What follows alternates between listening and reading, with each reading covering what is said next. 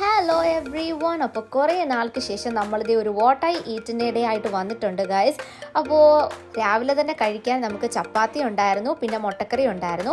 അപ്പോൾ നിങ്ങൾ നോക്കുമ്പോൾ മുട്ടക്കറിയിൽ മുട്ടയില്ല, മുട്ട ഞാൻ ഓൾറെഡി കഴിച്ചായിരുന്നു.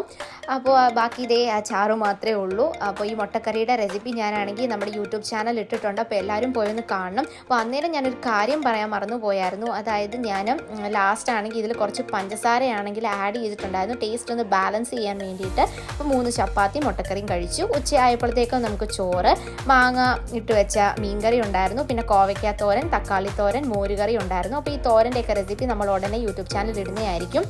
അത് കഴിഞ്ഞപ്പോഴത്തേക്ക് നൗഫിയുടെ വക സ്പെഷ്യൽ ഉള്ളിവട ആൻഡ് സോസ് ഉണ്ടായിരുന്നു. സോസ് ഇവിടുത്തെയാണ് കേട്ടോ.